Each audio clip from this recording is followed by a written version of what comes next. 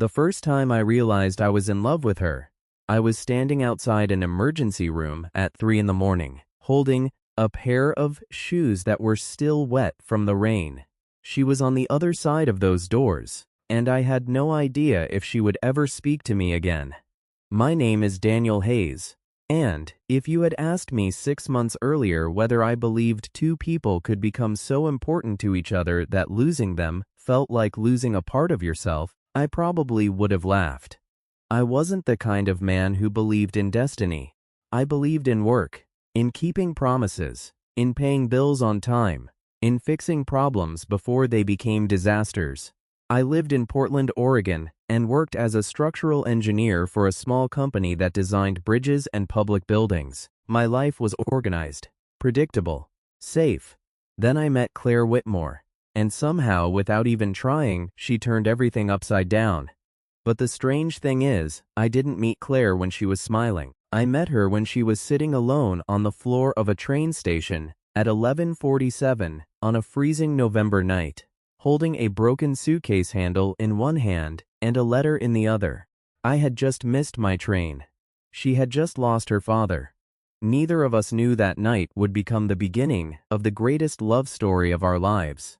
The station was almost empty. Rain struck the glass roof above us, making the whole building sound like it was breathing. I was standing near the ticket machines, staring at my phone and trying to figure out how to get home, when I noticed the woman sitting on the floor. At first, I thought she was crying. Then I realized she wasn't. She was staring at a piece of paper as if she was trying to understand something written in another language. I should have walked away. Most people would have. But there was something about the way she held that letter that made me stop. I walked over and asked, "Are you okay?" She looked up. Her eyes were red, but her expression wasn't weak. It was exhausted. "No," she said honestly. That answer caught me off guard. Most people say they're fine even when they're falling apart. She didn't. She simply told the truth. I sat down a few feet away from her. "Bad night?" She looked at the letter again. "The worst." I didn't ask what happened. Some things shouldn't be forced out of people. We sat there in silence for almost 5 minutes. Then she said, "My father died yesterday." I didn't know what to say, so I didn't give her one of those meaningless sentences people use when they don't know how to handle grief. Instead, I said, "I'm sorry." She nodded. "Everyone keeps telling me he's in a better place." "Yeah. I don't care about a better place." She folded the letter carefully. "I just want him back." There was nothing I could say to that. So I stayed. That was the first thing I ever gave Claire. Not flowers, not a phone number, not some clever line, just my time. Eventually, the station announcement informed us that the last train had been canceled because of flooding. Claire sighed. "I guess that's appropriate." "What is?" "Everything going wrong on the same day." I smiled slightly. Maybe the universe is just having a bad night too. She looked at me for the first time with something resembling amusement. "That's a terrible philosophy." I never said I was philosophical. That made her laugh. It was quiet, almost accidental. For years, we discovered that we lived in neighboring towns, about 40 minutes apart. I offered to drive her home. She hesitated. "You're not a serial killer, are you?" "Not on weekdays." She stared at me. I smiled. She laughed again. "That's somehow worse." We walked to my car. The rain had become heavier. Claire had no umbrella, so I gave her my jacket. She protested. "You'll get soaked." "I'll survive. You don't even know me." "No." I opened the passenger door. "But I know you're cold." She looked at me for a second, then she got in. That drive lasted 42 minutes. We talked about everything except her father. Books, music, bad movies, family, the strange things people do when they're nervous. She told me she was a photographer. She specialized in documenting old houses and abandoned places. I told her that sounded terrifying. She said that was exactly why she liked it. When we reached her house, she didn't immediately get out. She looked at the dashboard. Then she said quietly, "Thank you." "For what?" "For not trying to fix me." I didn't understand then how important those words were. "I don't think you need fixing." She looked at me. For a moment, neither of us spoke. Then she opened the door. "Good night, Daniel." Good night, Claire. She closed the door. I watched her walk toward her house. I expected that to be the end. It wasn't. The next morning, I found a message on my phone. It was from Claire.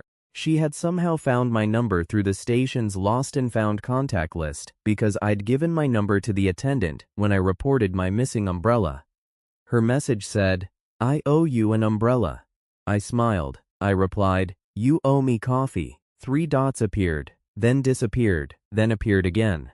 Finally, "Only if you promise not to give me terrible philosophy." That was how it started. Not with fireworks, not with some perfect romantic moment. It started with grief, with rain, with 2 strangers sitting on a cold station floor because neither one of us wanted to be alone. Over the next few weeks, Claire and I became friends. Real friends. The kind who could sit together for hours without speaking. The kind who could call at midnight and say, "I had a terrible day," without needing to explain. She showed me photographs she had taken in abandoned buildings. I showed her blueprints from projects I was working on. She said my drawings looked like secret maps. I told her her photographs made empty places feel alive. One Saturday, she asked me to help her photograph an old theater outside the city. The building had been abandoned for 20 years. We climbed through a broken side door. Dust floated through shafts of sunlight. The seats were covered in gray fabric. The stage curtains were torn. Claire raised her camera. "Stand there." "Where?" "On the stage." "Why?" "I want to photograph you." I laughed. "I'm not a model." I know that sounded insulting. It was. I stepped onto the stage. She looked through her camera. Then she lowered it. "What?" She shook her head. "Nothing." "What?" "You look different up there." "How?" "Like you belong somewhere people can see you." I didn't know what she meant, but I remembered it. That afternoon, we sat on the theater roof eating sandwiches. Claire told me about her father. He had been a history teacher. He taught her that old buildings weren't really empty. They contained memories.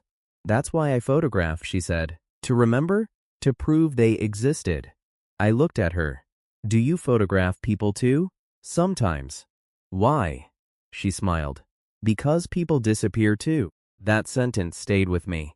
I think that's when I began falling for her. Not because she was beautiful, although she was. Not because she was funny, although she was. I fell for her because she noticed things everyone else ignored. She noticed when I was tired. She noticed when I was pretending to be okay. She noticed when I was quiet because I was thinking, and when I was quiet because something hurt. And slowly, I began noticing her. The way she tucked her hair behind her ear when she was nervous. The way she talked faster when she was excited. The way she always ordered tea but stole half of my coffee. The way she looked at the sky whenever she needed to make a difficult decision. 3 months after we met, I realized something terrifying. I didn't want Claire to be my friend anymore. I wanted her to be the person I came home to. But I was afraid to tell her. Not because I thought she would reject me. Because I was afraid of losing what we already had. Then one evening, she called me. "Daniel?" "Yeah? Can you come over?" Her voice sounded strange. I drove to her apartment. She opened the door wearing an oversized sweater. Her eyes were swollen. "What happened?" She handed me a letter. It was from her father's lawyer. Her father had left her an old house on the Oregon coast. She had never known about it. "I don't want it," she whispered. "Why?" "Because he spent his whole life trying to make me independent. And now he's gone, and suddenly he leaves me a house, like I'm supposed to know what to do with it." I sat beside her. "You don't have to do anything tonight." She looked at me. "Will you come with me?" "Where?" "To see it." So we drove to the coast the next morning. The house stood on a cliff overlooking the Pacific. It was old, beautiful, broken in places. The windows rattled in the wind. Claire walked through the room slowly. I followed her. She found a box in the attic. Inside were dozens of photographs. Pictures of her as a child, pictures of her mother, pictures of her father, and one photograph of Claire sitting on his shoulders at the beach. She began crying. I put my arms around her. She leaned against me. For several minutes, neither of us moved. Then she whispered, "I don't know what I'd do without you." My heart was pounding. "Claire." She looked up. I almost told her. Instead, she kissed me. It wasn't dramatic, it wasn't perfect. It was soft, uncertain, almost frightened. When she pulled away, she whispered, "I'm scared." "Me too." "Of what?" "Of how much I want this." She smiled through her tears. "Me too." That was the first time we kissed. And from that moment, everything changed. Our relationship wasn't perfect. It was real. We argued. We misunderstood each other. We sometimes said things we didn't mean, but we always came back. Claire taught me that love wasn't about finding someone who never hurt you. It was about finding someone you cared enough about to understand, forgive, and fight for, honestly. There were little things about being together that I hadn't expected. I had always imagined love as something dramatic. Instead, I discovered it was mostly ordinary. It was Claire leaving the bathroom light on because she knew I hated walking through a dark hallway at night. It was me warming her car for 10 minutes on winter mornings because she hated cold seats. It was her sending me photographs during the workday with messages like, "Look what I found." It was me pretending not to notice when she stole the blankets. One Sunday, we went grocery shopping. We had been together for almost 8 months. We were arguing about cereal. "You always buy the expensive one," I told her. "Because the cheap one tastes like cardboard. You haven't even tried it." "I don't need to." "How do you know?" She put the box in the cart. "Because I have instincts." "Your instincts are expensive." She looked at me seriously. "My instincts also brought me to you." I stopped. She smiled. "See? Worth every penny." I laughed so hard that an elderly woman nearby looked at us. That night while we cooked dinner, I realized I didn't want extraordinary days anymore. I wanted ordinary days with her. That was when I understood how deeply I had fallen. 6 months later, we moved into the house on the coast. We renovated it together. I repaired the windows. She painted the walls. We argued about the kitchen. She wanted white cabinets. I wanted dark wood. We eventually chose neither. We painted them blue. On Sunday mornings, we cooked pancakes. At night, we sat on the porch listening to the ocean. Sometimes we talked for hours. Sometimes we didn't say anything. I thought that was what happiness looked like. Then I received a job offer in Seattle. It was the biggest opportunity of my career. Better salary, bigger projects, more responsibility. But accepting it meant moving away, I told Claire. She smiled. "You should take it. You're okay with that?" "No." That answer surprised me. She looked toward the ocean. "I want you to go. But I don't want you to become someone who regrets choosing me." I stepped closer. "I wouldn't. You don't know that." "I do." She looked at me. "Daniel, love isn't supposed to make your world smaller." I took her hand. "You make my world bigger." She started crying. I promised I would commute on weekends. We would make it work. For 3 months we did. Then Claire started pulling away. She stopped answering calls. She became distant. She said she was tired. I assumed she was struggling with grief again. One Friday I drove home early. The house was dark. Claire wasn't there. I found her camera on the table. Beside it was an envelope. My name was written on it. My hand started shaking. Inside was a letter. It said, "Daniel, I need you to know that leaving you is the hardest thing I've ever done."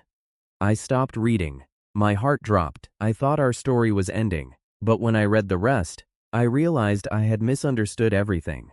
Claire wasn't leaving me because she stopped loving me. She was leaving because she believed she was dying. She had discovered a serious illness. She had known for weeks. She hadn't told me because she was afraid I would sacrifice my career and my future to take care of her. The letter ended with one sentence: "Please don't let loving me become the reason you stop living." I sat on the floor and cried. Then I called her. No answer. I called again. Nothing. I drove to the hospital. That was where I found her. She was sitting alone in a hospital room. I walked inside. She looked at me. Her face changed. "Daniel," I sat beside her. "You don't get to decide for both of us." She started crying. "I was trying to protect you. You were trying to protect yourself from being loved." She covered her face. "I was scared. I know. I don't want you to watch me disappear." I took her hands. "Then don't disappear alone." She looked at me. "What if it gets bad? Then it gets bad. What if I can't work? Then I'll work. What if you resent me?" I might get angry, I might get scared, I might fall apart sometimes, but resentment isn't the same thing as regret. She cried harder. I held her.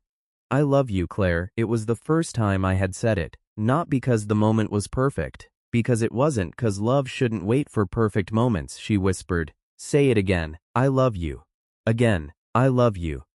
She closed her eyes. I love you too. Her treatment lasted months. There were good days. There were terrible days. There were mornings when she felt strong enough to walk along the beach. There were nights when she couldn't get out of bed. I stayed. Not because I was a hero. I wasn't. Sometimes I was terrified. Sometimes I cried in the car before going inside. Sometimes I wondered whether I was strong enough. But every time I looked at Claire, I remembered the woman sitting on that station floor, the woman who had lost her father, and still managed to laugh at my terrible joke. She had stayed with me when she was hurting, so I stayed with her. During those months we learned things about each other that we probably would never have discovered otherwise. Claire hated being treated like she was fragile. She wanted honesty. If she looked terrible, she wanted me to tell her. If I was scared, she wanted me to admit it. One afternoon she found me sitting outside the hospital room. You're crying again, she said. I quickly wiped my face. No, I'm not. She raised an eyebrow. Daniel. Okay. Maybe a little. She sat beside me. What are you afraid of? I looked at the floor. Losing you. She took my hand. You don't have to pretend you're not afraid. I don't know how to do this. Neither do I. She leaned her head against my shoulder. So we'll learn. That became our rule. We didn't have to know how to survive everything. We just had to learn together. A year later, the doctors gave us good news. The treatment had worked. Claire was going to live. We didn't celebrate with a huge party. We drove to the old theater, where we had first photographed together. It had finally been restored. Claire brought her camera. She raised the camera. Don't move, you said that last time. I know. She smiled. Then, she took the photograph. Later that night, she showed me the picture. It wasn't a perfect photograph. I was laughing. My hair was messy. The lighting was terrible. But Claire looked at it for a long time. What? I asked. She smiled. You finally look like someone who knows where he belongs. I took her hand. Where is that? She leaned against my shoulder. Here. 3 years later we got married. No giant ceremony. Just our families, a few friends, and the ocean behind us. Before the ceremony, Claire found me standing alone. Nervous? Terrified. Good. Why good? Because it means this matters. I laughed. Then she took my hand. When she walked toward me, I thought about that first night. The train station, the rain, the letter in her hands, the woman who didn't want to be fixed. I realized something. Love hadn't saved us from pain. It hadn't given us perfect life. It hadn't promised that nothing would ever go wrong again. Love had simply given us someone to face those things with. Years later, people sometimes ask me how I knew Claire was the one. I never know how to answer. There wasn't one magical moment. It was thousands of small moments. Her hand finding mine in the dark. Her laughing at my stupid jokes. The way she remembered how I took my coffee. The way I learned which songs she played when she was sad. The way we apologized after arguments. The way we chose each other again and again. That's what love became for us. A choice. Not once. Every day. And sometimes, when the rain hits the windows at night, I remember that cold train station. I remember the woman sitting alone on the floor. I remember asking her if she was okay. She said no, and I'm glad she told me the truth, because if she had smiled and said she was fine, I might have walked away. I might never have known her. I might never have heard her laugh. I might never have kissed her on that old coastline. I might never have held her hand through the hardest year of our lives. I might never have discovered that the greatest love stories don't always begin with love. Sometimes, they begin with two broken people sitting in the same dark place. Sometimes they begin with a conversation that wasn't supposed to happen. Sometimes, they begin with a stranger choosing to stay 5 minutes longer. And sometimes, those 5 minutes become a lifetime.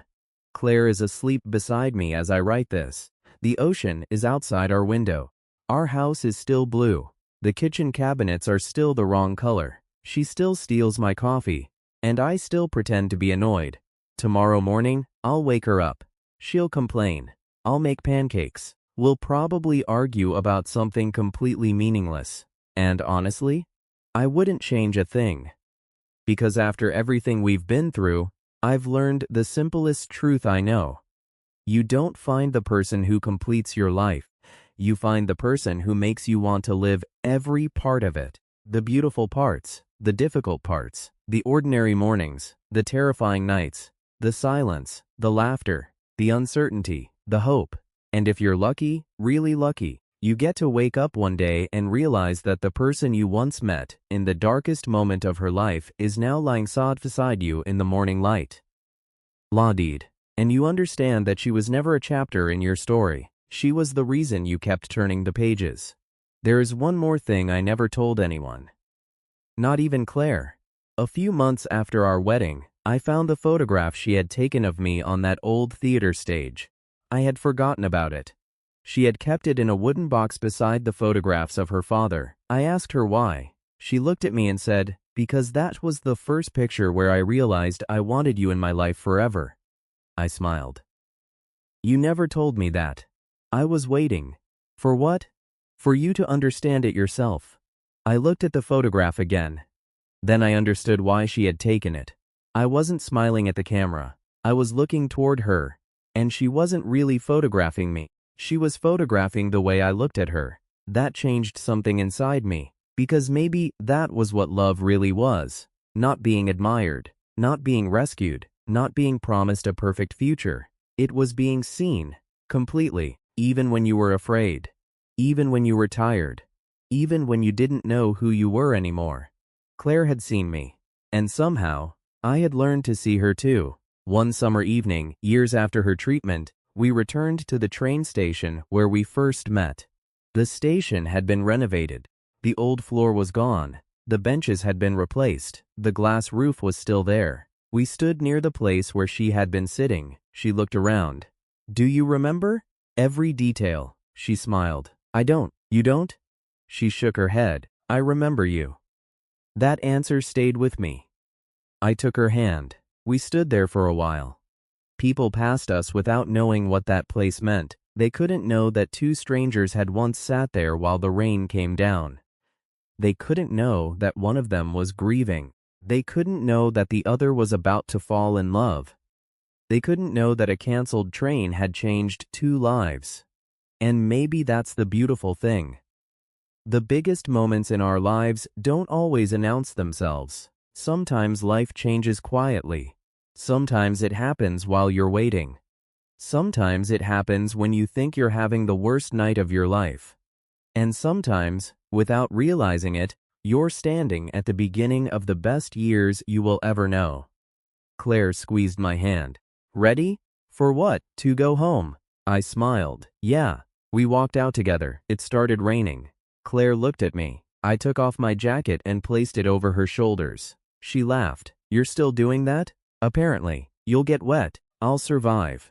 She smiled. Those were almost the exact words I had said years earlier. Except this time, I knew something I hadn't known then. I wasn't giving her my jacket because she was cold. I was giving it to her because loving someone's means noticing the little things. It means remembering. It means choosing. It means staying. And as we walked through the rain toward our car, I realized that I had spent years looking for the moment when our love story truly began.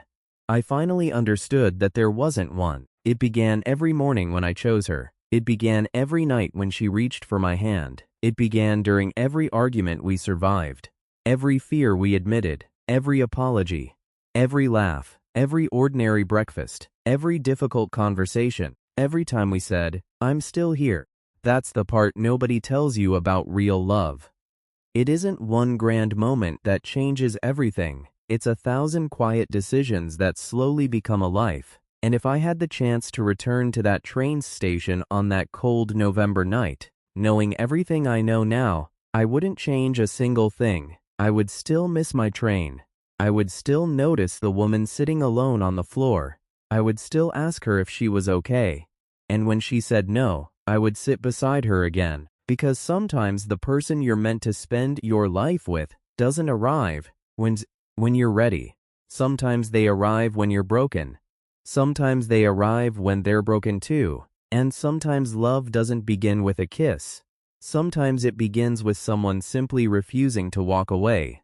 That night, I stayed for 5 minutes. Then 5 became 42. 42 became a friendship. The friendship became a kiss. The kiss became a home. The home became a marriage. And the marriage became the life I never knew I wanted.